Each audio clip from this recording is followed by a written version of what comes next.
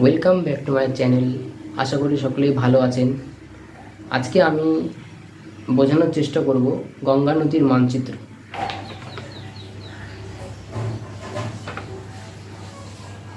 আমি মানচিত্রটা এঁকেছি মূলত বোঝানোর জন্য যে ভারতবর্ষে উত্তরাখণ্ড রাজ্যের থেকে গঙ্গা নদীটি উৎপত্তি হয়ে বাংলাদেশে প্রবেশ করে পদ্মা নাম নিয়ে ব্রহ্মপুত্র ও মেঘনা নদীতে মিলিত হয়ে মেঘনা নাম নিয়ে বঙ্গোপসাগরে পড়েছে।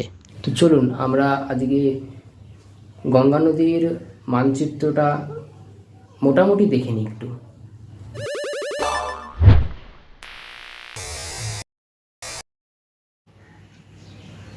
এই দেখুন, এই হলো গঙ্গা নদীর মানচিত্র,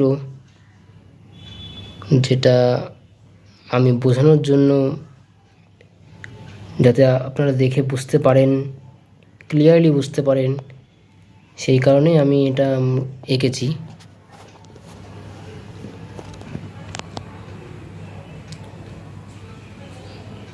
এখান থেকে শুরু হয়েছে নদীটি। ভারতবর্ষের উত্তরাখণ্ড রাজ্য, এখানে উত্তরাখণ্ড হয়ে চলে এসছে উত্তরপ্রদেশ হয়ে চলে এসছে বিহার হয়ে পশ্চিমবঙ্গে কিছুটা ঢুকে পশ্চিমবঙ্গ থেকে বাংলাদেশে ঢুকেছে এবং বাংলাদেশে এসে মেঘনার সঙ্গে নদীটি যুক্ত হয়ে সরাসরি বঙ্গোপসাগরে এসে পড়েছে। দেখুন নদীটির কত উপনদী আছে, প্রচুর। এদিকটা হচ্ছে আপনার উত্তর দিক, এদিকটা হচ্ছে দক্ষিণ দিক পড়ছে, এবং এদিকটা হচ্ছে পূর্ব দিক পড়ছে, যেখানে ভারতবর্ষের প্রতিবেশী রাষ্ট্র বাংলাদেশ রয়েছে। আর এদিকে রয়েছে আপনার হচ্ছে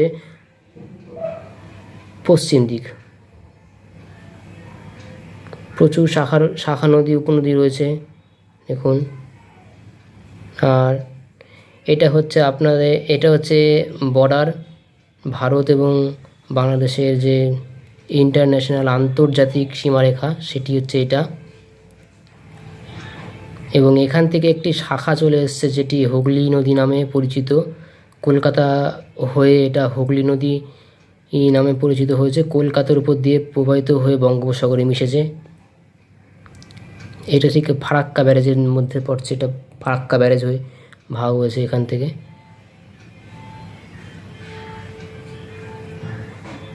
তো এটা হলো আমি মোটামুটি এটা রাফলি একটা চিত্র এঁকেছি, যেটা আপনারা বুঝতে পারেন দেখে গঙ্গা নদী কত বড় নদী, ভারতবর্ষের খুব গুরুত্বপূর্ণ এবং বাংলাদেশের খুব গুরুত্বপূর্ণ একটি নদী।